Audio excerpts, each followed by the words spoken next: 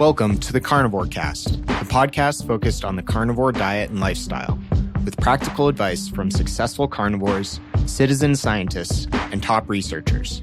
I'm your host, Scott Meslinski, and I'm here to speak with experts and experienced carnivores to get answers to your biggest and meatiest questions while helping you live your best life as a carnivore. If you enjoy the show, please consider supporting the Carnivore Cast on Patreon. By becoming a patron, you'll help us reach more people and continue to create content on carnivore. There are also exclusive perks available, such as private Q&As, consultations with me, and more. Become a supporter at patreon.com/carnivorecast. Check the episode description for the link. Thank you, and I'll see you there. Vinny Tortorich, celebrity fitness trainer, host of Fitness Confidential podcast, author of the best-selling book Fitness Confidential, cancer conqueror, creator of No Sugar, No Grains. He's also the man behind Fat, a documentary, is coming on the Carnivore Cast today, and I'm super excited. His new film, Fat, is a hard-hitting documentary that exposes widespread myths and lies around healthy eating, fat and weight loss, and shows how in spite of all our good intentions, we keep on getting fatter and fatter. And it's now available for pre-order on iTunes. I supported the show on Indiegogo, but folks, make sure you go get it on iTunes right now. Welcome to the show, Vinny. Hey, Scott, thanks for having me on. This is really an honor and a pleasure to meet you and to be on your show, so thank you. Yeah, I really appreciate it. And just before we get started, I mentioned that it's available for pre-order on iTunes. Is it also available on Vimeo? Someone was mentioning that today. Yeah, just yesterday on iTunes. It seems to be kicking butt on iTunes and pre-order. Awesome. You know, like within a day. People are really, quote-unquote, hungry for this film. And as soon as they went up for pre-order, the people over at Gravitas Ventures called me that night, and they said, wow, you've made it to number 4 of all documentaries. Wow. And the ones in front of us, like Free Solo and Apollo 11 and movies like that. And you know, all movies that have won awards and so on. And then they called me back the next morning and they said, you're at number 2. And that's pretty heady stuff. That's awesome. Yeah, and it's because of the fans. You know, it's because of people like yourself who everyone's clamoring for this to get out there because everyone's just tired of the BS and the lies and so on and so forth. So everyone's waiting for this truth to come out. And I think we did a good job of doing that. I just hope that people keep pre-ordering it so it can stay at the top of iTunes. And, you know, people started complaining, hey, I don't get iTunes and so on and so forth. And as soon as they started complaining, too late, we already have it up on Vimeo for pre-order. And more places will be, because the one thing I promised the audience was that I will make this thing available anywhere and everywhere I can make it available because it's that important. That's awesome. I love that. And why don't you talk a little bit, Vinny, about, just for folks who aren't familiar, what the movie's about and why it's so important that people support this film and films like it? You know, to say what the movie's about, it's kind of tough because, look, what everyone wanted me to do, Scott, was they wanted me to go and just do a propaganda film. You know, they said, well, just do the opposite of What the Health or Forks Over Knives or Cowspiracy, which are all just they're all vegan, PETA propaganda movement films. They're heavily funded. They're paid for. They have big money, and they go and they do these pieces, and they're just lying to people, and they get it into school systems and everywhere else where they're teaching young minds this really bad, hurtful information and stuff that's bad for your health, right? So, of course, the easy move would have been, okay, do a propaganda film in the opposite direction. Just, you know, and that would have been fun and easy. But, you know, I don't know how much you know about me in the online space, but I've been nothing but, I know the word transparent is thrown around a lot, but I'm truthful and I don't lie. Yeah, no BS. Yeah, there's no BS. And by the way, I don't make any less money by lying or telling the truth. I didn't get into this career to get rich, and God only knows I will never get rich doing this. But I decided a long time ago just to tell the truth. So we took that premise and we did the movie just based on that premise, just putting the truth out there. And when you go and you get these experts, and it's all people I'm sure you've had on your show, when you get people like Gary Taubes and Eric Westman and Nina Teicholz and Brett Shear, who I think you mentioned earlier, and so on and so forth, Dave Feldman, Ivor Cummins, it's like a rogues gallery of these experts, right? Yeah, it's great. And we didn't tell them anything. We didn't say, hey man, here's what we want you to say. We just ran the tape. We said, okay, the camera's on. And I had a few questions for each one of them just to get them somewhere inside of some house, get them somewhere.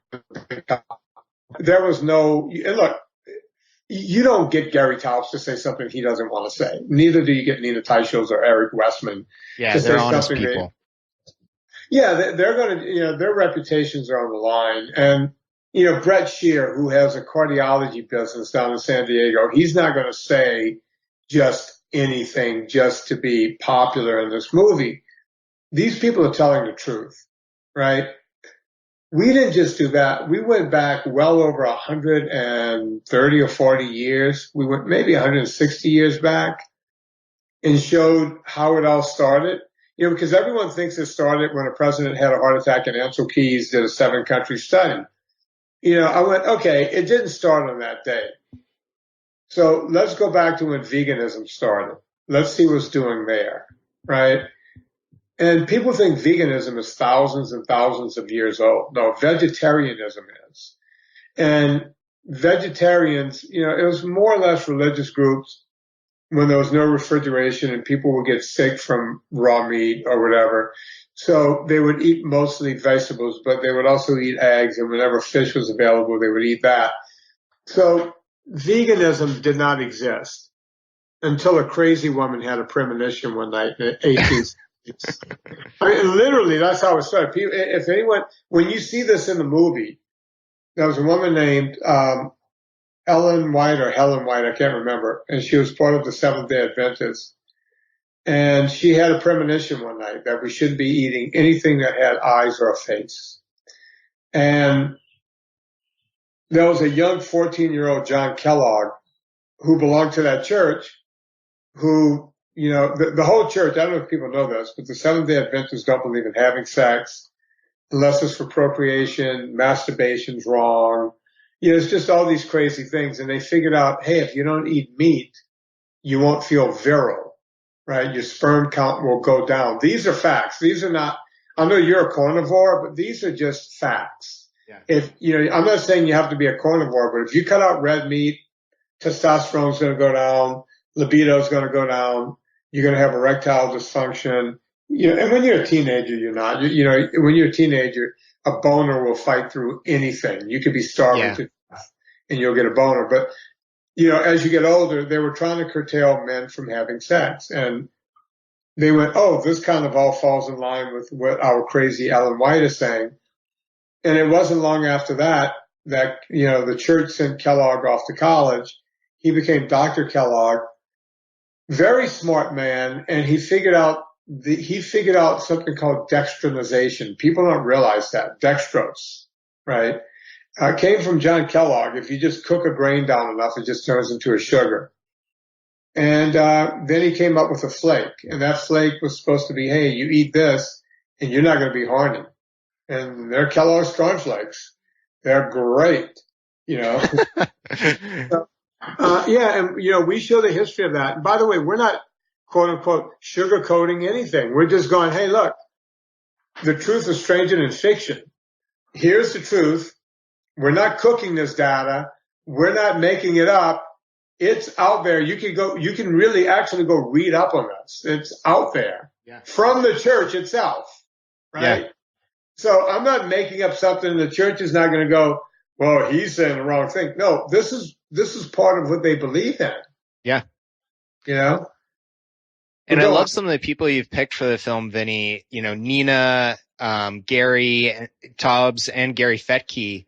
I've heard them all tell parts of that story before, through Big Fat Surprise and Case Against Sugar and Gary Fettke just on podcasts. They all are really smart experts in their field, top researchers, but they're also really good at telling that story. So I think it's interesting, kind of the connection between those three especially. And to that, wait, before you move on, can I say something? Go ahead. Please. We actually cry, again, when you watch this in a movie, a lot of people have screened the movie. As a matter of fact, if you go on iTunes, you'll see all of those people have gone on to give it 5-star reviews.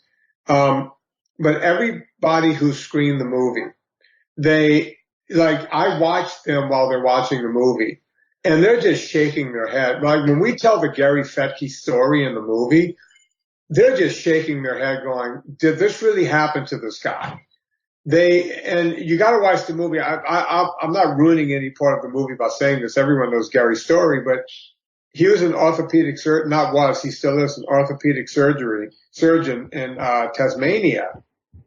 And the Tasmanian government, basically Tasmania is part of Australia. So they came in, Gary figured out, wait a minute, I'm charged with chopping people's limbs off when they have type 2 diabetes. And Gary started reading up and finding out if you just take these people off of sugar and grains, the diabetes symptoms go away and their bodies heal up. You can literally reverse it, although medicine will tell you you can't. I've actually reversed it on thousands of people, through the internet and through personal clients and everything else. So Gary figures the same thing out. Hey, if you just cut sugars and grains out, you can make type 2 diabetes, even though you still theoretically have it. You start, getting the feeling back in your feet. You're not going to have to chop your legs off. So Gary started doing that very successfully. And the dietitians of Australia didn't like that too much. So they first came and gave him a wrist slap and said, listen, stop it. Stop. Look, your job, go in, chop people's feet off. That's what you do. Don't give them dietary advice. And Gary's going, but wait, I'm a doctor. First, do no harm. If I could fix these people, no, you can't do that. So Gary kept giving people that advice. And they came and, they put sanctions on him and said, you can't do surgery anymore. And, his wife picked up the mantle and started running with it. She picked up the baton and just kept going and saying, look, this is what they're doing to us. They're going after us. And they caused such a stink that they have to reverse it. Now Gary can do surgery again. But again, the truth is stranger than fiction. And, I could tell the Tim Noakes story, same sort of thing, which I didn't get to in a movie. You can only make a movie so long. Yeah. But the Gary Fettke story is prominently placed in a movie.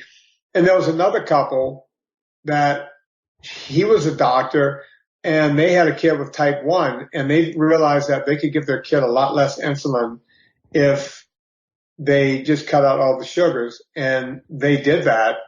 And the medical community came after her and said that she's crazy and she's killing her kid.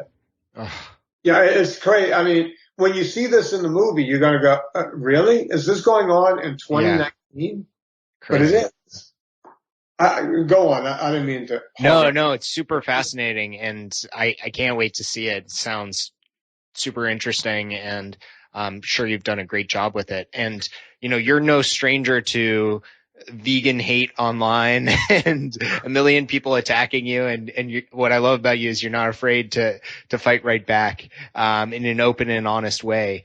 But did you face any specific pushback from pharmaceutical companies, big food, or just random vegans in the course of making the film? Not really. Some a little bit, but I've been, I hear stuff from time to time. I have a lot of friends on the vegan side of things, and they're telling me to get ready. Because one of the, I'm told that they're going to watch the movie in droves and then go out and start campaigns against me and, all that good stuff. But, have at it. I've offered vegan doctor after vegan doctor to come on my podcast and debate me, but they don't show up because, I always tell them what the first question is going to be. And if they can't answer the first question, we can't move to the second question. And the first question is, if you're a vegan, how do you split? Let's say you're a vegan and we had never created exogenous B12. How would a vegan get this essential vitamin that you need or you die? And since they can't answer that question, then, debate over. Yeah, it's a great question. And by the way, I got 20 other questions for them that they can't answer. So, and unlike, I love Jimmy Moore. He's a good guy. But one time Jimmy Moore had Dr. McDougall on his podcast, and McDougall just ran all over Jimmy because Jimmy's a nice guy. Well, I've invited McDougall on my podcast 100 times. Please come on. Talk to me. Let's see if you get away with that shit when I'm on. He won't, and they know, look, crazy people don't want people crazy as they are. And I will, look, if you want to play nice, I'll play nice. But if you go there, I will go there. And, they know that I'm just nutty enough to do that. Yeah, that's great. And you mentioned that, you can only include so much in a movie. Is there any footage, I guess, anything you can share that you were very sad to have to cut? We can actually do another maybe movie or two movies with the stuff that's left on the cutting room floor. Wow. Case in point, the movie's 90 minutes. I think when Gary Taubes, when he started talking that day on camera, it went for well over 90 minutes, maybe even 2 hours. Don't quote me on the 2 hour thing, but by himself. Nina Teicholz, same thing. Brett Shear, an hour just on him. Eric Westman couldn't shut him up. Ian Felt, Andreas Ian Felt, all of these people we just turned the camera on and pointed to them and they just started talking. Now, what I want to do, and I'll probably give it to the backers of the movie first, because they've been so good to do that. But I'm thinking about just letting all of those interviews, I might just put them online and sell them. If anyone wants to see if I ever lied to anyone, created any lie, well, hell, you can listen to the whole interview, everybody's entire interview. I'm really thinking about doing that. That's awesome. And I'll give it to the backers first and maybe even for free, because one of the things I'm a little upset with was, I never told the backers they were going to get the movie on day one, but I couldn't get any distribution company to agree to let me release it to the backers. Most of them wanted it to be a year. But the company we went with was very reputable, and they said, you know what, just give us a couple of months to sell it, and then you can send them their copies. Yeah. So, did you contribute to the movie at all? Or Yeah, absolutely. I helped fund on Indiegogo, got a t-shirt. I should be wearing it. Sorry. That's all right. So are you supposed to get a free copy and all that? Yeah. Yeah, I think it's, on, I want to say, on, October 30th or something, they will allow. Yeah, I think I saw Serena's email sometime in October. Yeah. And, and some people are upset by that. And I'm sad that they're upset by that. I just hope that everyone knows what we did and why we had to do it. Like I said, most of these companies said, hey man, go screw yourself if you want us to take this movie. And the idea, and I think, look, 99% of backers actually understand this. Yeah. Idea was to cause a paradigm shift. No one's getting rich here. Yeah, totally. But, when these companies go out, they have to put a lot of money behind this movie to put it in different places and advertise it. And they have to have their chance to make their money back. So I get that. And I think, the Gallagher brothers over at, Gravitas was very, very generous to go, man, just give us 2 months or whatever it is. Yeah, I think it's a fair trade-off. Yeah, and so I just hope everyone understands that. I explained it on the Friday podcast. When is this podcast coming out? This will come out probably next week. Yeah, I explained it. I have Peter Pardini come on the Friday show with me this Friday. We already put it in the can. And we talk about it. We talk about, why we had to do what we had to do. It was either that or not get a major distribution deal. And that was the number one promise, right? Was to get a major distribution deal. Yeah, you want people to see it. Yeah. And hopefully one day, again, not a model for making money, getting it in schools, because I know some of these vegan propaganda films end up in school. I just want to see it get everywhere. Yeah. I know that sugar film had a major impact in Australia. I can't remember the filmmaker there. But I remember seeing after the fact on his website, it being, shown in a lot of schools and a lot of schools changing their guidelines based on it. It's 2019. It's been a while since we've had like a lot of powerful, anti or non-vegan health documentaries. So it's definitely time, but I think getting in the schools is absolutely essential, where kids are forced to eat things that they can't even choose from. Yeah, that sugar film is good. I saw that one on an airplane. And that's why I told the Gallaghers, I said, will my film be on airplanes? Because you got to sell it to the different companies. And they said, absolutely. And that's the kind of thing we want. I want to be flying somewhere in this country or the world and see my face on the back of someone's seat, because I saw the sugar film that way. I would never have found it at home, but I went, oh, what's this? Another great movie that's out there, is called, The Magic Pill. And yeah, love that. I thought they did an excellent job. Did you see that movie? Yeah, absolutely. Great film. Yeah. I'd like to see that movie end up in schools, so we shall see.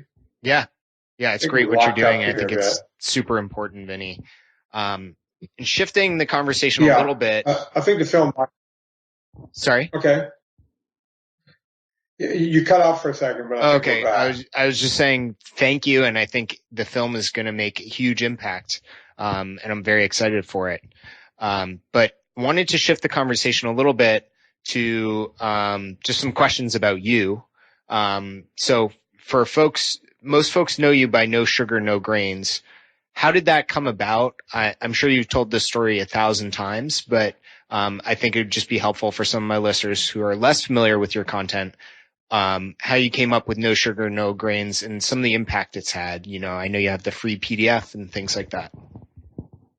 Yeah, I've been working in the health and fitness industry since, the early 80s, and I was in a gym long before that. I walked into a gym in 1970. I was 8 years old. And then I was getting my degree in exercise physiology and nutrition at Tulane. And, I started taking on clients around 1981, 82, to get people in shape. And at first, I was just going by what my grandmother, who's from Italy, who never made it past 6th grade, I was going with her information that if you eat starches, you get fat. So I knew that. I also knew from working out really hard, I was on a football scholarship, and, my strength and conditioning coach, who had a high school diploma, but was a very smart guy, he said to build muscle, you have to, work out really hard. You have to divide those muscle cells, and you have to go feed those muscle cells animal muscle, meaning meat.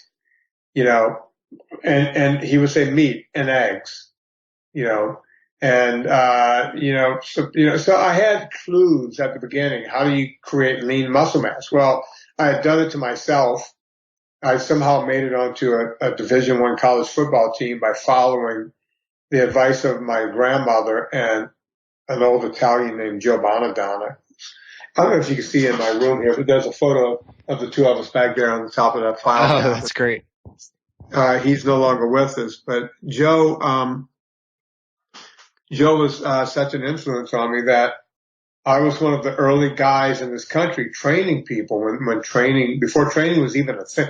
Training didn't really become a thing until the late 80s, early 90s. And there I was 8, 9 years earlier I remember like around 1983, 84, Shape magazine came down from California to New Orleans to do an article on me because there were so few of us in the country doing this kind of stuff. Wow. Yeah, and there was a lot of that, a lot of magazines and such. When I got to LA in 91, LA magazine did a big piece on me and they came to me. I was like, I don't need this. It's not going to help me, but they were interested in all of that kind of stuff. So yeah, I started doing it way back then, just keeping people off of starches, and it works like a charm. Half the time I used to describe it as, hey, just do Atkins, because it was easier for me to say. Yeah. Because that was something else that was around that gave me a clue. Every time I saw a friend of my parents that had like a beer belly and then all of a sudden it was gone, my parents would go, what did you do? And they go, Atkins. It worked like a charm. So those were some of my first clues and to keep people low carb when low carb wasn't a thing. If that makes any sense. Yeah. Yeah, I love it. It's a simple meme and it seems to work really well. And you post amazing transformations on your Instagram all the time. And it's really inspiring. It seems to have helped a ton of people. And I'm curious for you personally, Vinny, you've been a celebrity trainer. It seems like you're always hiking some amazing mountain or taking on some new athletic goal. What are you trying to achieve with your fitness right now? And why do you take so much to hiking?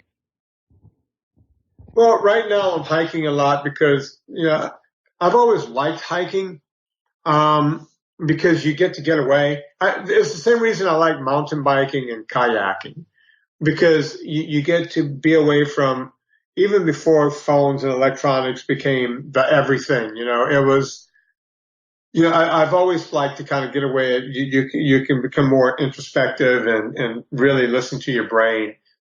I get it. People don't have a lot of time. I've created a life where I can do this stuff. But people go to these here in LA where everything is hustle and bustle. They'll pay a lot of money to go get inside of a chamber and float in this chamber, in this chamber, just for an hour. They'll pay like $100. I'm making it up. It could be $200. It could be $50 just to go be quiet for an hour. Right. My quiet is the mountain bike or the mountain with, hiking or kayaking. And I always get myself into trouble. I was hiking Mount Whitney last summer and my buddy Don said, hey, you never do glaciers. And I'm like, yeah, I don't like cold weather. And glaciers, well, it's right there in the name. It's full of ice. And he goes, yeah, but you're such a good climber. Why don't you? I was like, yeah, I used to rock climb a lot, but I don't know about these glaciers and the whole thing. And he talked me into doing Mont Blanc, which is the highest point in Western Europe. So I've been training my brains out to get ready for that. And we're about 3 weeks away now. Awesome. That should be phenomenal. My parents are in the Alps right now, doing some hiking. Where are they right now? What are they doing? They're doing, I don't know exactly. They're doing parts of Italy, parts of France, and parts of Switzerland. They're both retired and they go on like one trip every few years. And they both had multiple knee surgeries, so they're like really testing their limits. Well, good for them, I'm doing Gran Paradiso in Italy. I'm flying into Zermatt in Switzerland. I'm going to go to Italy and do Gran Paradiso, and then take a day, drink a little scotch, and then go up Mont Blanc. Good for you. That's awesome. And I'm curious, Vinny, just following you and seeing how ambitious you are with your own personal health, your businesses, as well as helping people, but also reserving time for yourself, reserving time for your family and being social. You talked on a podcast the other day about how you had this great dinner. You went out to a steakhouse with friends until 1 a.m, just having excellent conversation.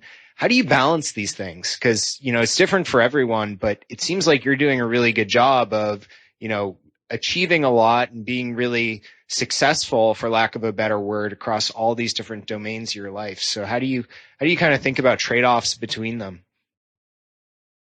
I always, and I don't say this as a joke. I've always looked at life like, the Forrest Gump movie. You know, that book, the book that was out before the movie, the writer of the book, I think he was from Mississippi, and I'm from the Deep South. And a lot of times, people from the Deep South we look at things a lot different than most people. I look at things and I'll go, okay, what can I do today? You have a whole day, you can figure out. And, some people get into grifting, some people get into drugs, some people get into whatever. We all have a thing that we do, right? My thing is, I'll just think up stuff and go, how can I get into that? Serena says I'm somewhat like Peter Griffin from the, Family Guy, because Yeah. Lois will walk outside and he'll have a spaceship there. And then the next day, Lois will walk outside and he'll have like a monster truck. And I'm like that. If you go in my backyard, I have an archery range set up. I shoot guns competitively. I kayak. So I have all that around, and I realize that I can't do that all day long every day, that I actually have to make a living. So I'll sit around and think, I wrote a book, and the book does very well. So there's a stream of income there. And then I looked at it and went, well, the book is not going to keep selling books. You can't sell one book forever. So I took all the book money and started my own vitamin company, which everyone thought was the stupidest thing I'd ever done. But it turns out I could buy some extra bows and extra arrows and extra guns for competition. And more time to go shoot them all. Yeah. And then I looked around and go, what else do I love coffee. And I started just, going on my front porch with, a roaster, because coffee makes a lot of smoke when you roast it. You can't do it in the house unless you have a big venting system.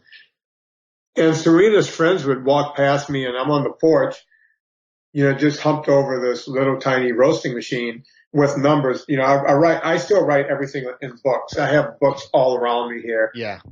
Pads, there's nothing but pads. I'm showing them pads, and I write notes on the back of envelopes. I wrote my whole book on the back of envelopes and just pads all around. And you would think I was a crazy man if you walked into my office. You would go, oh my God, this is, how they'll always show in the movie the serial killer and he's got like stuff all over his walls, pasted everywhere. I don't have that, but I have notes everywhere, and everyone knows not to upset my apple cart. Like, this is my room.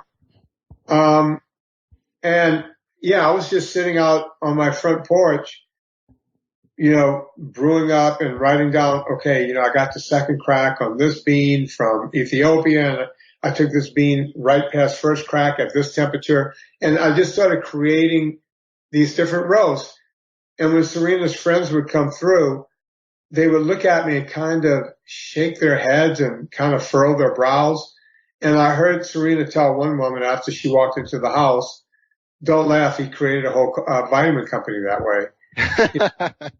And that, so I'm kind of Forrest Gumpy that way. I'm a nerd, who just does nerdy things. I mean, look, this is sitting on my desk.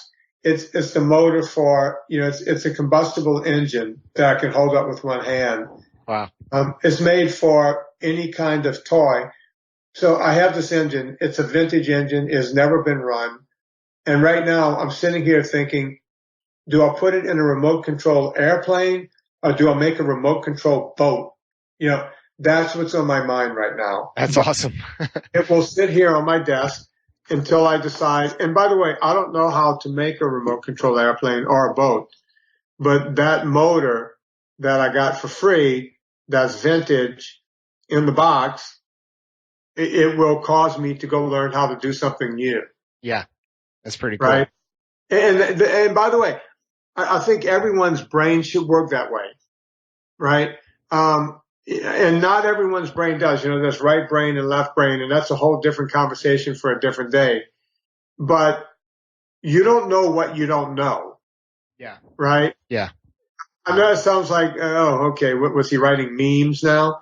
But we don't know. And from building a toy boat or a toy airplane, I might learn something about gluing epoxy that I didn't know before I might have pureepoxy.com a year and a half from now, and you'll go, oh my God, he was telling me about making glue.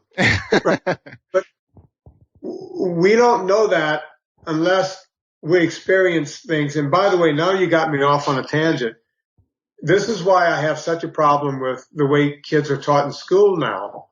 And it was the way I was taught and the way you were taught. I would sit in algebra class and I would sit there and go, I have no interest in algebra. When am I ever going to use this again? Yeah. Right. And I remember in college, I took courses I thought might help me because I had to have math courses to get a degree. So I would take probs and stats and stuff like that because I figured, hey, maybe one day I want to gamble, but I'm not a gambler, so I've never gambled. But I learned everything there was about probability and statistics. I learned so much that I said, I shall never gamble in my life because it's a proposition. But I learned that in college, it was a useful thing. But, we teach kids, we should just teach them, how to read and how to write complete sentences because those are useful things, right? And we should figure out which ones should be scientists and which ones should be doctors and lawyers and do it that way. And, because,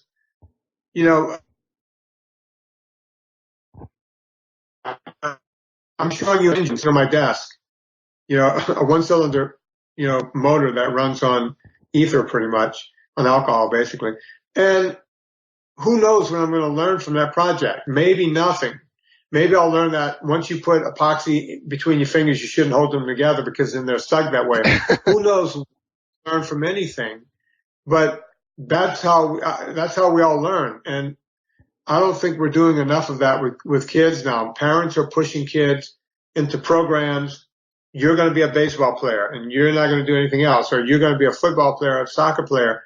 How about letting them play all sports and let them figure out what they might want to do? Yeah, totally agree.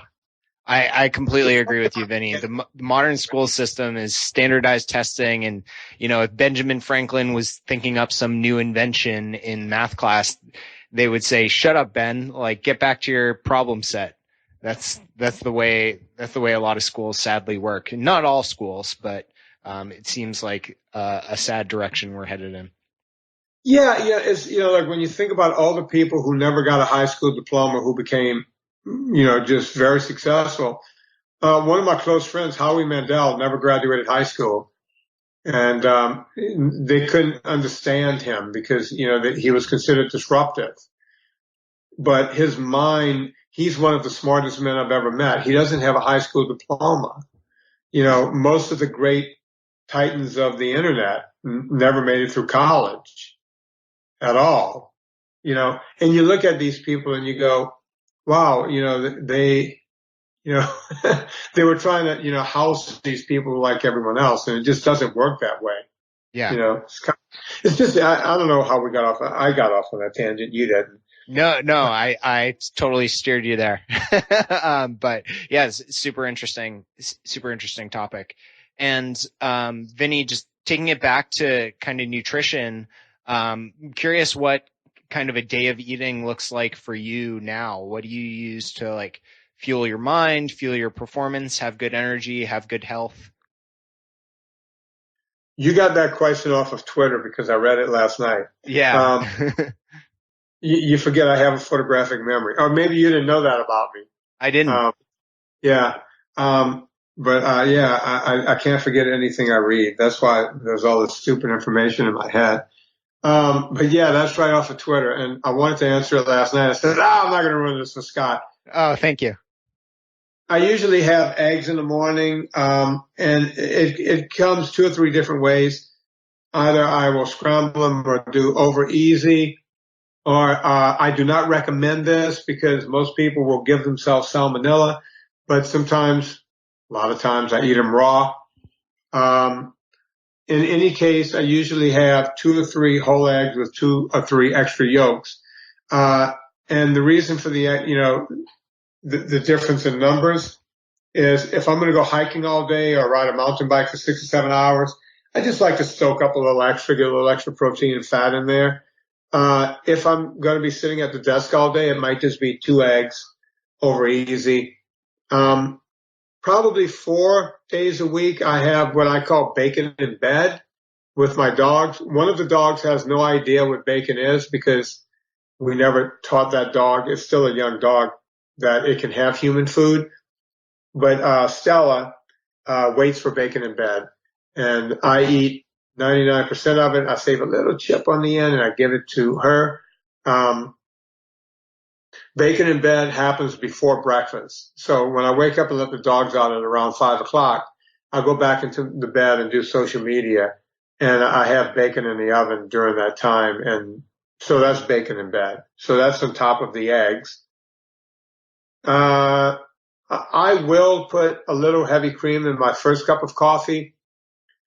It looks about the color of Dwayne "The Rock" Johnson. I don't cream it up too much. It never looks like Tom Petty or even Beyonce, who may be whiter than Tom Petty. But I'll put a little cream in that first cup, and then I like doing black coffee all throughout the morning. And I just had a cup here. It's like 2 or 3 in the afternoon, 4. And I just had a triple espresso made from my double French coffee. Lunch, I went to the gym for 2 hours today, and I had ankle weights on a stair machine for 2 hours. Wow. 2 hours and 15 minutes because of the training. Glacier. Yeah. So when I came back from that, I did, I think 11 or 12 ounces of Crowd Cow hamburger meat. And that's what I have for lunch. So that's kind of carnivore-ish. Dinner is usually fish or meat or shrimp. I love shrimp. I love scallops. And before people think, oh, Mr. Hoity-toity over there with a lot of money, you would be surprised at what you could buy shrimp for and scallops for if you're not buying them in restaurants. Yeah. It's completely affordable. I'm a middle class income guy. Of course, my kid is out of the house now and she's got a real dad. I'm a stepdad, but I'm not really paying much for a kid anymore, even though I never really did. But it's just me and Serena. So we can afford shrimp and scallops and salmon and all that kind of stuff at night, almost every night a week. For snacks, I love cheese, I love anchovies, and I love black olives. And that's about it. I'll have a handful of macadamia nuts. I usually take those hiking with me.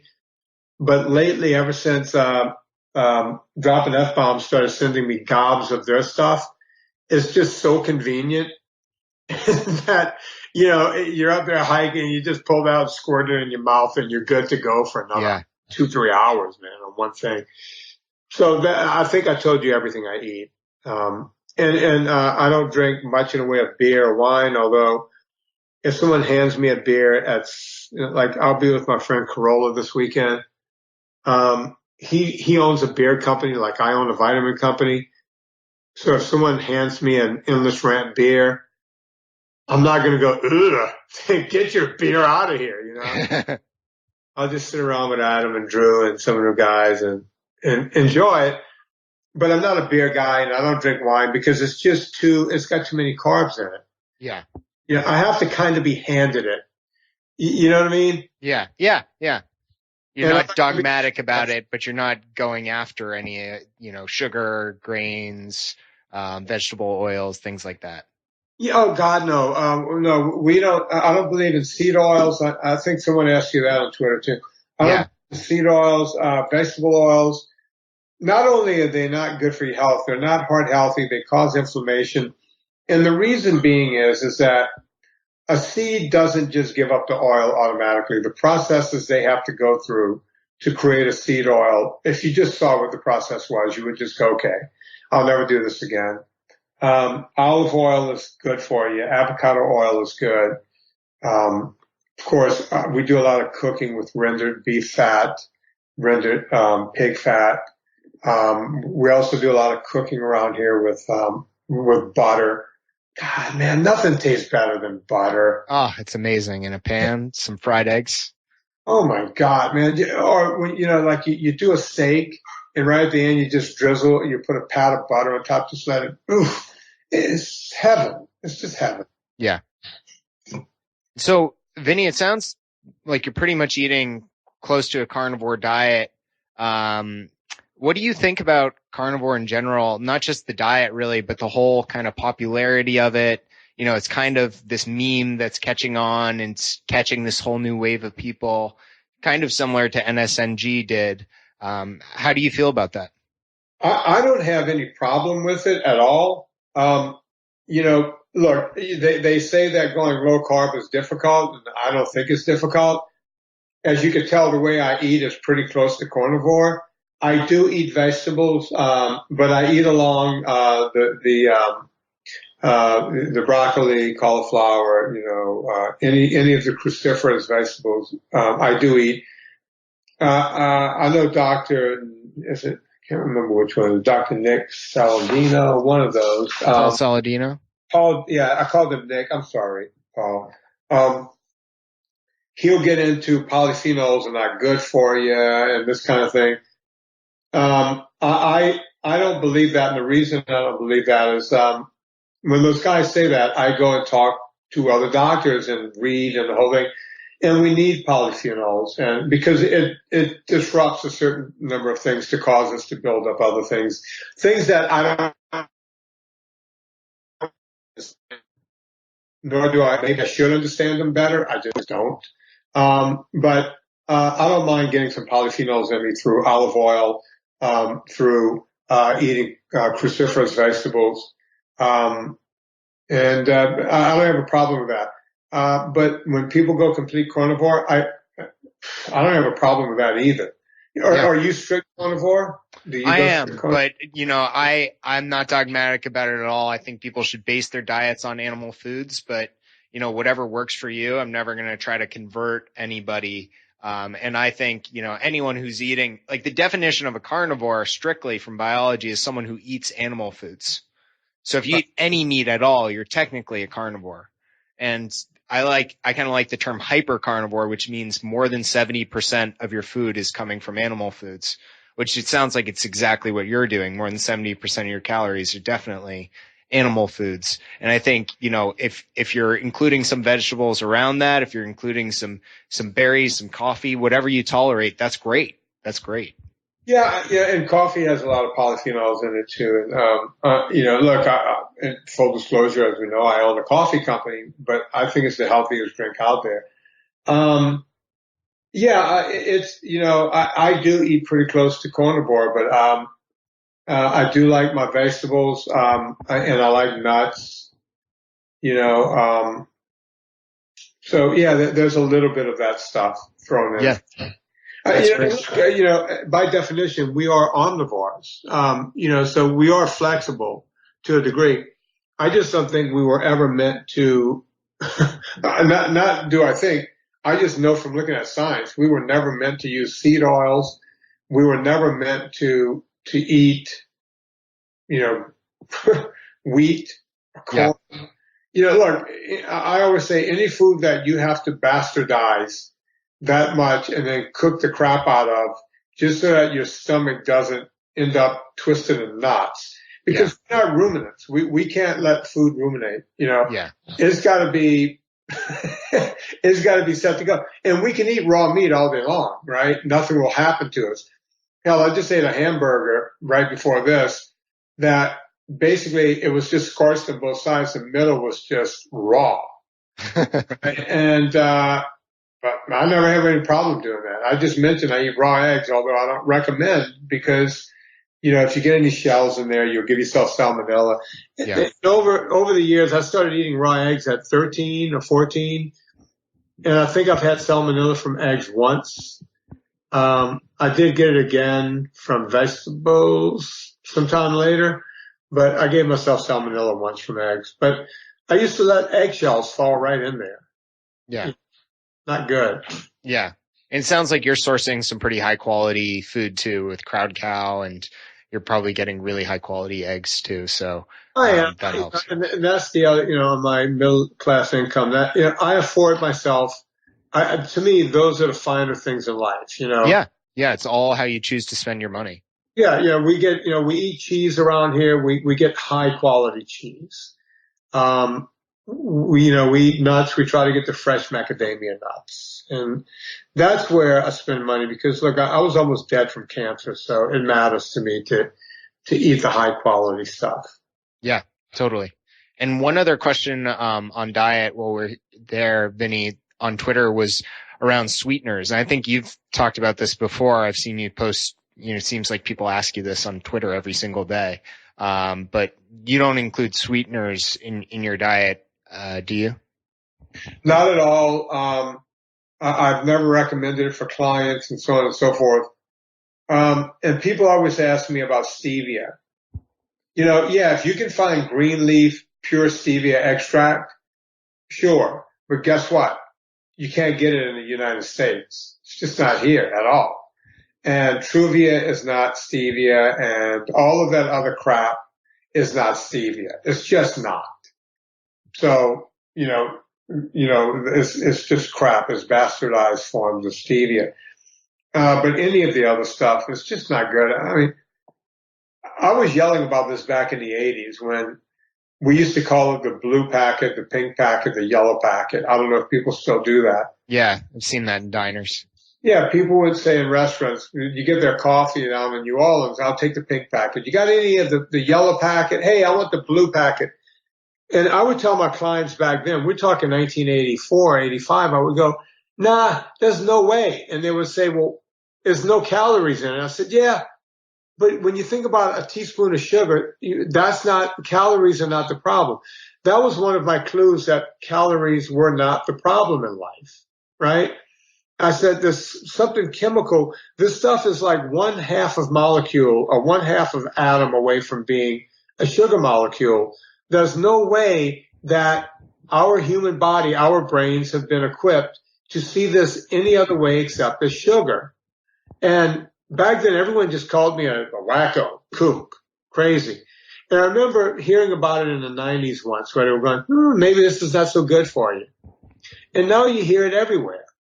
Yeah. Yeah. So I'm glad that came around. But, man, I was yelling about that way the hell back when. Yeah. It keeps your brain addicted to the sweetness signal, too, which I think is one of the biggest problems. And you talk about calories, Vinny. On NSNG, can you talk about the importance of kind of eating to satiety on sort of any diet, NSNG, carnivore? Why is that so important? Why is it important not to get into like the calorie game? Well, CICO has never been shown to work. As a matter of fact, I can show you study after study. Well, hell, we had an epidemiological study in the form of a TV show where, called The Biggest Loser. All of those people lost weight on CICO. And if you go look at those people nowadays, they've all gained it back plus. So it doesn't work, number one. Number two, I tell people whether you call it Atkins or NSNG or low carb or carnivore or whatever you want to call it, you just don't release, your brain stops releasing all of the extra ghrelin and leptin that causes you to feel hungry and feel like a bottomless pit. I always use the example of if I gave you a bag of Doritos and you were watching Sunday afternoon football and it was a family bag and, we can all tell ourselves, oh yeah, I'll just eat a few and I'll wrap them up and put them away. But by halftime, that bag is empty, right? And if there was another bag there, you would eat that too. I know that because back in the day, I've done things like that. I've been to movies where they say you get the big box of popcorn. This is way back in the day. I haven't had popcorn in maybe 15 years, but you get the big box of popcorn and you see people, they're eating one or two at a time, very in a demure fashion. Before long, they're like stuffing it in their mouth and shoving it in their mouth. And then they tell you, hey, if you buy the big one, you get to go back and refill it. And a lot of people are refilling it. Well, what is that? Well, that's ghrelin and leptin being confused and your body becoming, immune to the effects of ghrelin and leptin. And, so you could keep eating. So let's go back to the Doritos, right? A family bag I've checked, it's 17 ounces.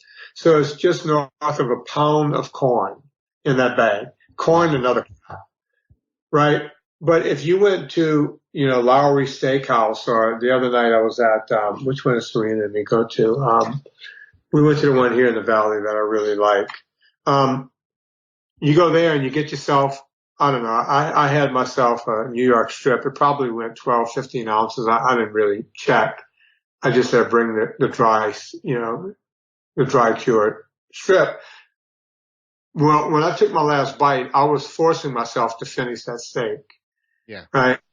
So in one case, you're completely full from eating 11 or 12 ounces of food. The other one, you're having just north of a pound, and you can then eat another pound. Right. So you tell me. I mean, you don't need an epidemiological study. That's a little N1 experiment. It works every time. Yeah. Yeah, totally. There's no real hunger when you're going back for the second jumbo size thing of popcorn. That's not calorie counting isn't going to help you there. No. And your brain won't stop you from doing what it's going to do. Yeah. So that's kind of how that works. Yeah. Yeah. That's a great way to put it. I really like that analogy. Well, thank you so much for coming on today, Vinny. It's been a pleasure. I'm super excited for Fat, a documentary. Where can folks find out more about you, support the film? I'm all over Twitter. If you guys want to bug me, just come bug me on Twitter. I try to answer most questions on most days. I'm also VinnyTortorich.com. You can go there. I have a free, there's no funnel you go down. It's just a free PDF. So you guys can go check out VinnyTortorich.com. And then the movie, Fat, a documentary. It's on iTunes. It's on Vimeo. It's going to be coming out in other places. So that's going to all be coming out soon. It releases on July 30th. And I hope everyone likes what Peter Pardini and myself, what we did. It was a lot of hard work. Awesome. Thank you. I'll link to all that in the show notes at carnivorecast.com, and appreciate your time today, Vinny. Thank you for having me on. Of course. If you enjoy the show, please consider supporting the Carnivore Cast on Patreon. By becoming a patron, you'll help us reach more people and continue to create content on carnivore. There are also exclusive perks available, such as private Q&As, consultations with me, and more. Become a supporter at patreon.com/carnivorecast. Check the episode description for the link. Thank you, and I'll see you there. Thank you for listening to this episode of the Carnivore Cast. If you enjoyed this episode, please review on iTunes. It really helps us out. And share it with a friend. What questions would you like answered? Or who would you like to hear from in the carnivore research community? You can find me on Twitter, Instagram, and Facebook at CarnivoreCast, or go to carnivorecast.com. You can also email me at info@carnivorecast.com. I'd love to hear from you. Until next time, keep it carnivore.